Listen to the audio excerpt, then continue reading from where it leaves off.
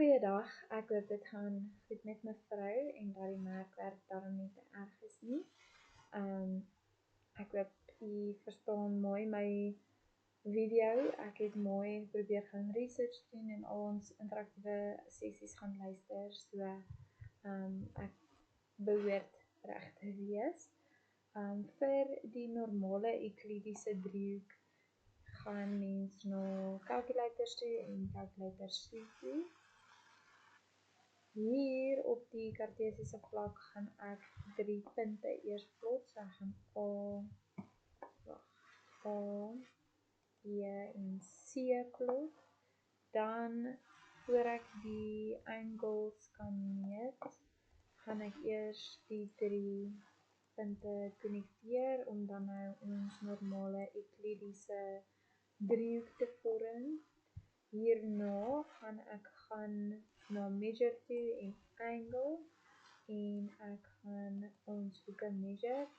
As GeoGebra dit vir my so uitgooi, klik ek net op die regterkant van my muis en ek sê vir my moet van 0 na 180 grade meet. Dan val vir my die binneste hoek. En dan selfde met C en B. So soos ons hier kan sien, maak nie saak hoe ek my hoeke verstel nie. Maak nie saak hoe ek my punte skuif of my driehoek verander nie. My binnehoeke gaan altyd saam 180 opmaak. So dit is wat gebeur op ons normale euklidiese vlak met 'n euklidiese driehoek. En dan gaan ek nou na 'n nuwe bladsy van GeoGebra toe en ek gaan dan nou my 3D calculator oopmaak. Ek wil nie my plane of my axis sien, so ek gaan dadelik dit afhaal.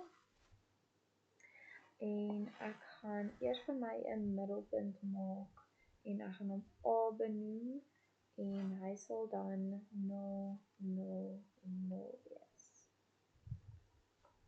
Okay. Hierna gaan ek 'n sirkel plot met die radius van 5.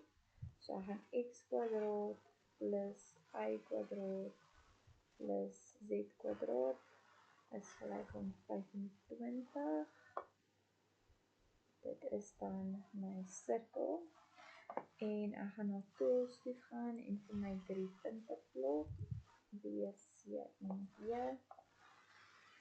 Ek wil hierdie punte ook connecteer dat dit 'n boog is van 'n groot sirkel op my sfeer. So ek gaan afgaan na circular sector toe en begin by 0, B, C, dit is my eerste boog, A, C, D en dan A, B, D. Reg. Nou het ek my sferiese driehoek wat gemaak is uit boë van my groot sirkels. Hierna wil ek ook hulle binnehoeke meet en ek gaan dit doen met angle. Hierdie is so bietjie moeilik as ons so ver is, so ek gaan vir nou maar net bietjie inzoom. Dit maak dit 'n bietjie makliker. So ek gaan begin by A, B, A, C en dan B, A, D en dan D, A, C. En ek wil net hierdie uitmekaar uitskuif sodat ons mooi kan sien wat is die hoeke. So en so. Reg. So as ons kyk na hierdie drie hoeke van ons sferiese driehoek, kan ons sien dit gaan dan nou altesaam meer as 180 wees. So ons weet sferiese driehoeke se binnehoeke se hoeke gaan meer as 180 wees, maar minder as 540. So soos ons kan sien, as ons sê min of meer 70 plus 70 geef my 140, plus min of meer 80 gee klaar vir my 220. is ek dit nou reg? Ja, 220. So dadelik kan ons sien dat die binnehoeke meer is as 180 en minder as 540. En hierdie twee vergelykings van ons Euklidiese driehoek wat definitief altyd 180 is altesaam, waar met ons sferiese driehoek is dit tussen 180 en 540.